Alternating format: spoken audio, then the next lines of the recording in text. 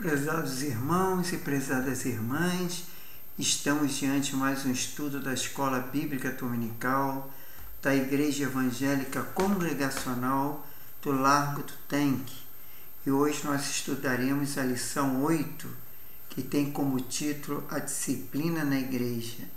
Mas antes de darmos início ao nosso estudo, vamos dirigir a Deus em oração pedindo a sua bênção. Senhor Deus e Pai, muito obrigado por mais esse dia. Obrigado pela Tua graça, Tua misericórdia, Teu amor, Teu perdão. Obrigado, Senhor, porque o Senhor tem cuidado de nós, tem nos abençoado. E por isso nós estamos alegres, Senhor, e somos gratos a Ti por tudo.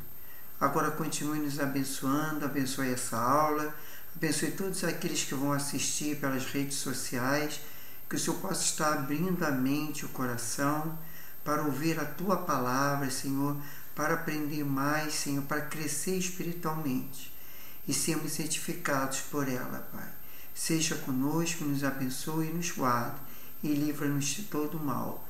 É que nós pedimos e agradecemos em nome do Senhor Jesus. Amém. Então vamos dar início ao nosso estudo. E hoje nós falaremos sobre a disciplina na igreja, que tem como texto áureo que já vos esqueceste da exortação que argumenta convosco como filhos meus. Não despreceis a correção do Senhor e não desmaie quanto por ele for repreendido. Isso está lá em Hebreus, livro de Hebreus, capítulo 12, versículo 5. Então, esse é o nosso texto áureo da lição de hoje. Temos que falar sobre a verdade prática, que a disciplina cristã é uma doutrina bíblica necessária, pois permite aos crentes refletir o caráter de Cristo. Nós temos a leitura diária. Na segunda-feira é Levítico 11:44, que o Senhor é o nosso Deus e é santo. Na terça-feira temos 1 Pedro 1, versículo 14 e 15, o povo de Deus deve ser santo. E na quarta-feira, Romanos 2, versículo 22 a 24, que diz que Deus deve ser honrado na vida. E na quinta-feira, 1 Coríntios 5, versículo 6, o poder contagioso do pecado. E na sexta-feira, Gálatas 6, versículo 2, que fala, levando as cargas uns dos outros. E no sábado, Hebreus 12, versículo 7, Deus corrige a quem ama. Então, nós temos aí essa leitura da semana. Agora vamos falar da leitura bíblica em classe, que é Hebreus 12, do versículo 5 a 13, que diz, e vós, no 5, e já vós esqueceste da exortação que argumenta convosco como filho meu. Não despreze a correção do Senhor e não desmaie quanto por ele for repreendido. Já no versículo 6, porque o Senhor corrige o que ama e açoita quanto que recebe por filho. Agora, versículo 7. Se suportais a correção, Deus vos trata como filhos, porque que filhos há de quem o Pai não corrige. Já no versículo 8, mas se estáis sem disciplina, da qual todos são feitos participantes, sois então bastardo e não filho. No versículo 9, além do que tivemos nossos pais, segundo a carne, para nós corrigirem, e nós os referenciamos, não vos sujeitamos muito mais o Pai dos Espíritos, para que vivemos. No versículo 10, porque aqueles que, na verdade, por um pouco de tempo, nos corrige como bem lhe parecia, mas este, para nosso proveito, para sermos participantes da sua santidade. No versículo 11, e, na verdade, toda correção ao presente não parece ser de gozo, senão de tristeza, mas depois produz um fruto pacífico de justiça nos exercícios por ela. Já no versículo 12, portanto, tornai a levantar as mãos cansadas e os joelhos desconjuntados. Já no versículo 13, o último, e fazei veredas diretas para os vossos pés, para que nos manqueja e não desvie inteiramente, antes seja sarado. Então, nós tivemos aí a leitura bíblica em classe e agora nós vamos passar para o comentário, que é a introdução. Nesta lição, estudaremos sobre a prática de disciplina na igreja. Embora seja muito necessária, a disciplina como prática da igreja cristã vem sendo esquecida e negligenciada por muitos. Ora, uma igreja que não corrige seus membros perdeu sua identidade, não passando de um mero grupo social. O resultado disso são igrejas fracas, anêmicas e sem testemunho cristão. Por isso, o nosso assunto da disciplina cristã, como processo formativo de caráter cristão, nas modalidades corretiva e formativa. Já no item 1 diz a necessidade da disciplina bíblica. Então vamos lá. Deus é santo. Santidade é um dos atributos de Deus. Por isso, é uma das causas que justificam a necessidade da disciplina da igreja. Que Jesus falou, ou melhor, lá em Levíticos foi falado, eu sou santo, conforme Levítico 11, 45. Deus é santo e, como tal, deve ser reconhecido. Jesus mostrou na oração do Pai Nosso a necessidade de reconhecer a santidade de Deus, porque ele diz, santificado seja o teu nome, conforme Mateus 6,9. Quando Deus se faz presente, a nossa pecaminosidade se evidencia. E, vendo isso, o Simão Pedro postrou aos pés do Senhor Jesus, dizendo, Senhor, ausenta-se de mim, porque sou um homem pecador, conforme Lucas 5,8. Assim como o comportamento pecaminoso na vida do crente não é corrigido, a santidade de Deus deixa de ser reconhecida. Já no versículo, no item 2, a igreja é santa. Deus é santo e a igreja também deve ser. Como diz, sede santos, porque eu sou santo. Está em 1 Pedro 1,16. Ou melhor, é 1,16, versículo 16. Ao formar seu povo, tanto na antiga como na nova aliança, o desejo do Senhor é que ele fosse um povo separado. Na verdade, a palavra grega ela é traduzida como santo, possui o sentido de separado ou consagrado. Quando a igreja não disciplina, se a igreja, como corpo de Cristo, deve ser santa, conforme 1 Coríntios 3,16, da mesma forma o cristão, como membro desse corpo, deve ser também, conforme 1 Coríntios 6,39. A santidade faz parte da identidade do cristão, conforme Efésios 1, versículo 1. Logo, a falta de disciplina acaba embotando esta identidade. Surge então a imagem do crente mundano ou carnal. Na verdade, esses adjetivos revelam de fato um crente indisciplinado. Alguém não tratou e não foi tratado aquilo que acabou se tornando um hábito pecaminoso. Neste sentido, a falta de disciplina acaba destruindo o limite entre o sagrado e o profano.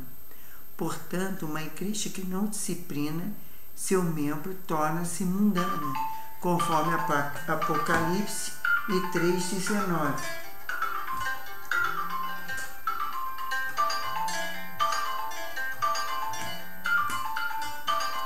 Só um minutinho, por favor.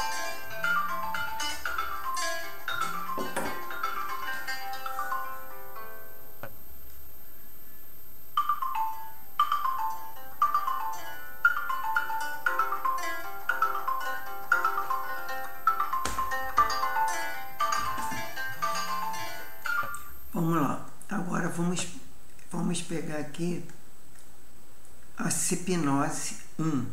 Santidade é um dos atributos de Deus e por isso é uma das causas que justificam a necessidade da disciplina na igreja. Já no item 2, o título é o propósito da disciplina bíblica. Aí vamos lá. Manter a honra de Cristo. Quando o pecado não é tratado na vida do crente, Cristo é desonrado. O nome de Deus é blasfemado entre os gentios por causa de vós, conforme Romanos 2,24. Se não corrigido, o comportamento pecaminoso compromete o testemunho cristão. No caso da igreja de Corinto, onde dos seus membros adotou um comportamento flagrantemente pecaminoso, sem contudo de uma resposta energética da igreja, condenando essa prática, levou o apóstolo Paulo a censurá-la, conforme 1 Coríntios 5, versículo 2. Não é possível que alguém adote um comportamento pecaminoso se com isso incorra em julgamento divino, conforme 1 Coríntios 11, versículo 27 a 34 e Apocalipse 2, versículo 14 a 15. Frear o comportamento pecaminoso. Outro propósito da disciplina cristã está no fato que ela põe um freio no comportamento pecaminoso. Isso porque o pecado é algo extraordinariamente contagioso, que tem poder a te alastrar com grande facilidade. Não sabeis que um pouco de fermento faz levedar toda a massa? Ali Jesus fala em 1 Coríntios 5,6. Desculpe, não foi Jesus que falou. Aliás, nessa verdade foi Paulo que falou isso. Já no item 3, não tolera a prática do pecado. Em 1 Coríntios 5, o apóstolo Paulo censura os coríntios porque não estavam adotando medida alguma contra a prática do pecado, por parte de um dos seus membros. 1 Coríntios 5, versículo 1 e 2. A consequência disso é que esse pecado acabaria enfraquecendo a igreja, pois uma igreja que não pratica a disciplina bíblica fatalmente fracassará. Nesse sentido, não se pode tolerar a prática do pecado ou do comportamento pecaminoso na igreja nem fora dela. Mas tenho contra ti a tolerância de Jezabel, mulher que se diz profetiza, e engana os seus servos, para que se prostitua e coma dos sacrifícios da idolatria. Isso está lá em Apocalipse 2:20. Então nós temos o auxílio psicológico, que é a correção. Essa palavra é usada para regenerar, emendar, restaurar, disciplinar. A correção é uma função e uma responsabilidade do pai para com seus filhos, conforme Provérbio 23:13, Provérbio 29:17 e Jeremias 2:30 e Hebreus 12:9. E que Deus para com os seus povos, conforme João 5:17 e Provérbio 3:12 e Hebreus 12:7, versículo 9. Tanto os termos em hebraico como em grego sugerem um significado duplo: instruir, guiar, argumentar e também punir, castigar, reprovar, e a correção é visível em todo o processo da criação dos filhos. Como sugere o termo grego, mais comum é paistheideu, educar um filho, envolvendo tanto orientação positiva como disciplina negativa. No caso de má conduta, a expressão que nos mostra que a palavra de Deus é útil para correção, conforme 2 Timóteo, capítulo 3, versículo 16. Ressalta o seu valor na melhoria de vida e do caráter do crente. O termo grego aqui significa restauração a um estado de retidão. Agora partindo pela Sipnose 2, que fala sobre o propósito da disciplina cristã está no fato de que ela mantém a honra de Cristo na conduta do crente, pois é um freio de comportamento pecaminoso. Agora temos aqui um título aqui que fala que a disciplina cumpre a importante papel de restaurar o ferido, conforme a instrução do apóstolo Paulo à igreja de Corinto. Já no item 3, o título é as formas de disciplina bíblica. A disciplina como modo de correção. Então, as escrituras mostram a necessidade de sermos corrigidos. A correção contribui para um crescimento e formação do caráter cristão. Porque filho há o quem o pai não corrige. Porque o filho há o quem o pai não corrige. Conforme Hebreus 12, 7. Todos os crentes, de alguma forma, tiveram necessidade de ser corrigidos em algum momento. Se alguém não é corrigido, não é corrigido, o que acontece? Quando erra, então, segundo a Bíblia, trata de um bastardo e não um filho, conforme Hebreus 12, versículo 8. Pedro, por exemplo, teve ser corrigido por Paulo quando adotou uma atitude visivelmente errada em relação ao gentio, conforme Gálatas 2, versículo 11 a 14. Quando o crente comete alguma falta e não é corrigido, a tendência é que isso acabe se tornando um comportamento. E o comportamento errado é reforçado dessa forma. O alvo da disciplina é levar aquele que pecou ou viver na prática do pecado à restauração e à reconciliação, que está lá em Gálatas 6, versículo 1. Já o outro título fala da disciplina como forma de restauração. A palavra grega katarkiza traduz aqui como encaminhar. O tal significado é verdade, na verdade, restaurar. É usado em Mateus 4, versículo 21, para refletir aos remendos das redes de pesca.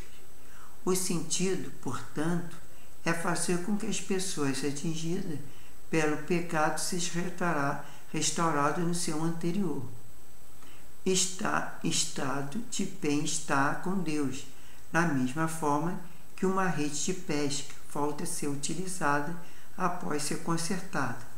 Neste aspecto, dissemos que a disciplina cumpre importante papel de restaurar o ferido, conforme a instrução do apóstolo Paulo à igreja de Corinto, para que restaurasse o faltoso à comunhão, conforme 2 Coríntios 2, versículos 5 a 8.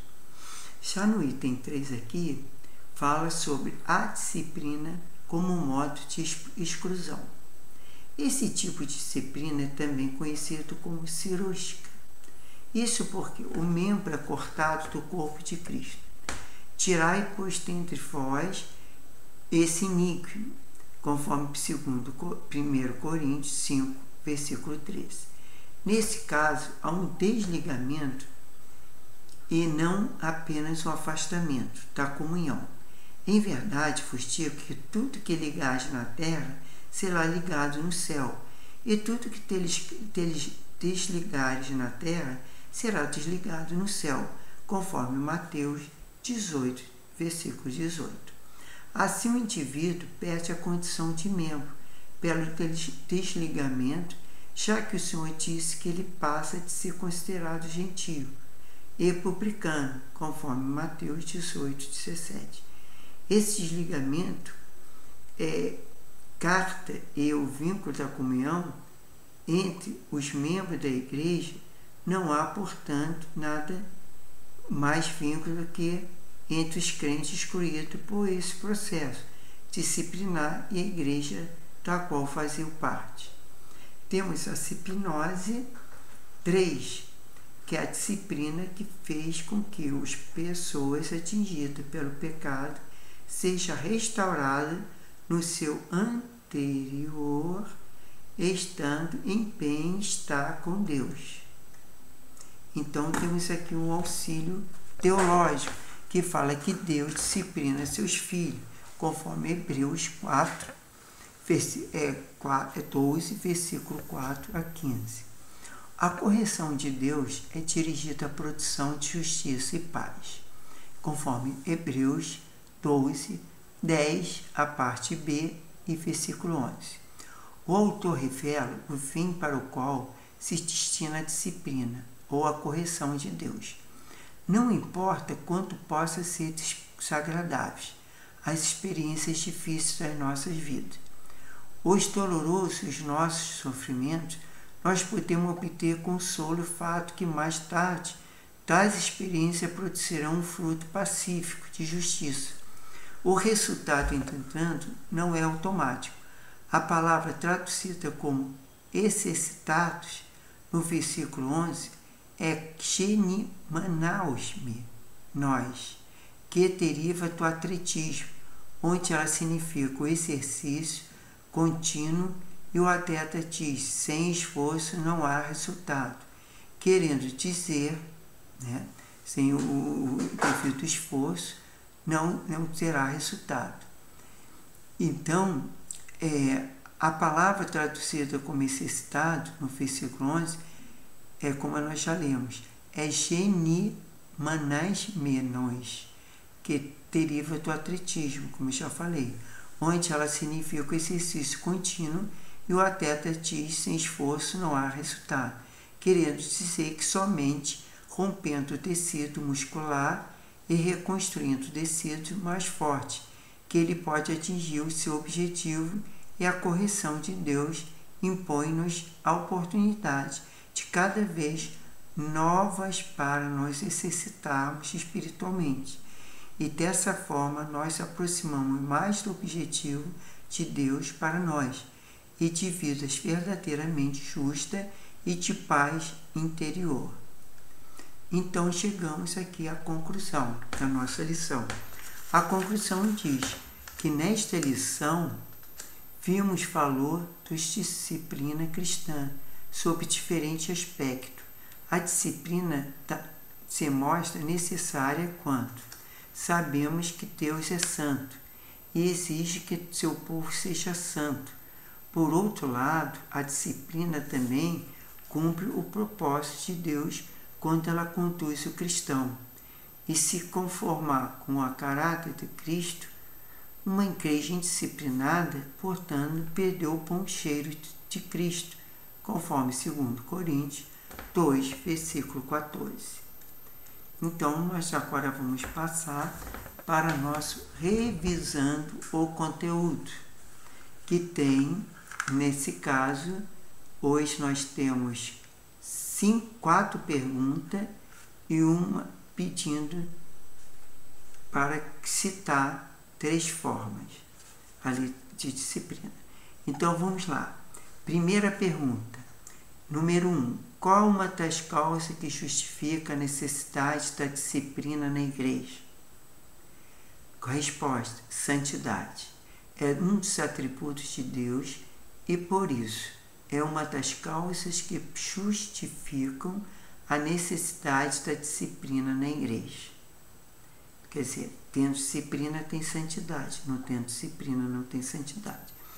Agora vamos lá, a segunda pergunta, número 2.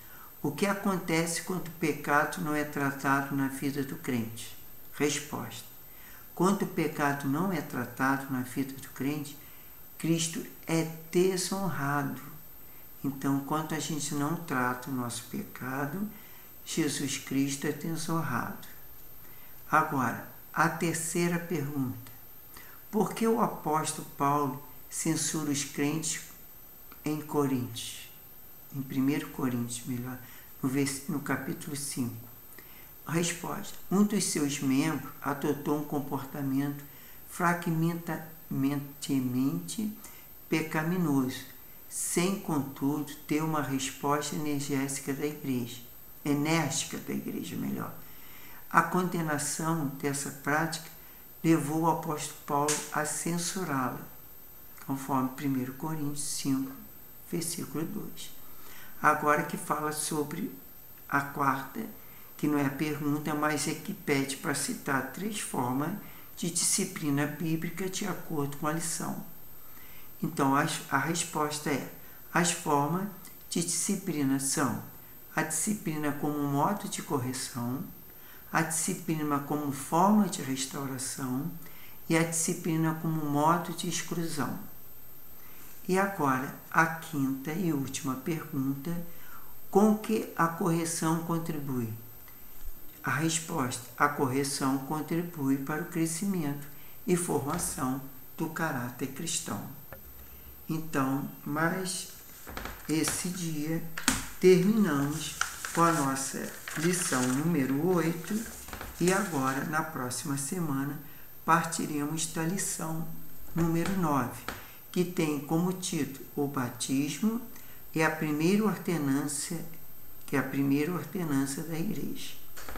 Então, vamos orar, agradecendo a Deus por esse estudo, por essa palavra de Deus, por essa lição que fala sobre a disciplina da igreja, que nós devemos ser disciplinados, nós temos que procurar santificação para sermos santificados, porque quando nós não santificamos, nós desonramos a Deus, porque nós somos o corpo de Cristo e Jesus é o cabeça desse corpo. E se nós vivermos no pecado e não confessarmos os nossos pecados e não procurarmos a santidade, nós desonramos a Cristo. Então isso nós não queremos. Nós queremos agradar ao Senhor, porque Ele é o nosso Senhor e nosso Salvador. Então vamos orar agradecendo a Deus, por mais essa oportunidade, estarmos